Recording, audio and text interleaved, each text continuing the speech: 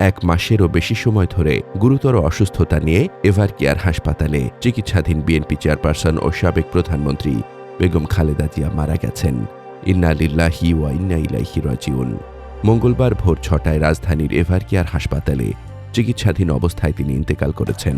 বিএনপির মিডিয়া সেলের ফেসবুক পেজে দেওয়া এক পোস্টে তথ্য জানানো হয়েছে। বেগম খালেদা জিয়ার মৃত্যু সংবাদটি নিশ্চিত করেন বেগম খালেদা জিয়ার ব্যক্তিগত চিকিৎসক ও বিএনপির জাতীয় স্থায়ী কমিটির সদস্য অধ্যাপক ডাক্তার AJM জাহিদ হোসেন। জানা গেছে, এ সময় হাসপাতালে বেগম খালেদা জিয়ার জ্যেষ্ঠ ছেলে ও বিএনপির ভারপ্রাপ্ত চেয়ারম্যান তারেক রহমান, তার স্ত্রী ডাক্তার জোবাইদা রহমান, নাতনি জাইমা রহমান, ছোট ছেলের বউ শর্মিলী রহমান সিথি, ছোট ভাই শামীম ইস্কান্দার, ছোট ভাইয়ের স্ত্রী বড় বোন সেলিনা ইসলাম সহ সকল আত্মীয় স্বজন এবং বিএনপি মহাসচিব মির্জা ফখরুল ইসলাম আলমগীর সহ বেগম খালেদা জিয়ার চিকিৎসায় গঠিত মেডিকেল বোর্ডের চিকিৎসকরা উপস্থিত ছিলেন। প্রেস উইং থেকে আরও জানানো হয়, বেগম খালেদা জিয়ার জানাজার সময়সূচি পরে জানিয়ে দেওয়া হবে।